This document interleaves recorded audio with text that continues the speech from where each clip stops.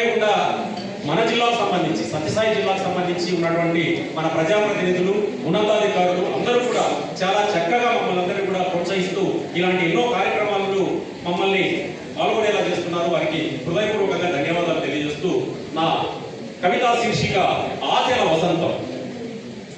వసంత విహంగాల గానంలో విరిసిన కాలచక్రపు చక్రవాకం ఉగాది. వసంత విహంగాల గానంలో విరిసిన కాలచక్రపు చక్రవాకం ఉగాది. గత స్మృతుల గర్భంలో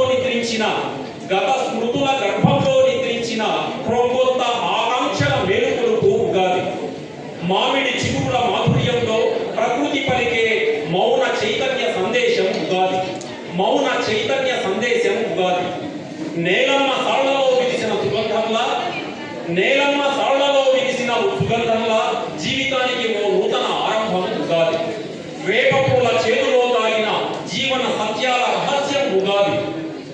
వేపపూల చేతులో దాగిన జీవన సత్యాల రహస్యం ఉగాది. బెల్లపు తీపిలో కలిసిన సంతోషాల సౌరభం ఉగాది.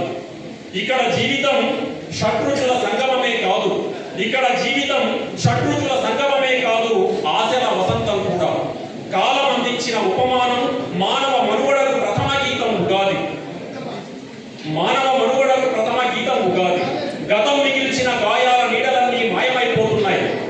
ధర్మం నిలిచేలా, సత్యం వెలిగేలా, మానవతా సుమాలు వికసించేలా, విశ్వ మానవ కళ్యాణం పంచాంగ శ్రవణమై మంగళకరమై శాంతి సౌభాగ్యాల నందనవనమై సాగే యుగాలకు ఆది శుభ ఉగాదికి, చారిత్రక ప్రగతి ప్రస్థానానికి ఇక ఆరంభం.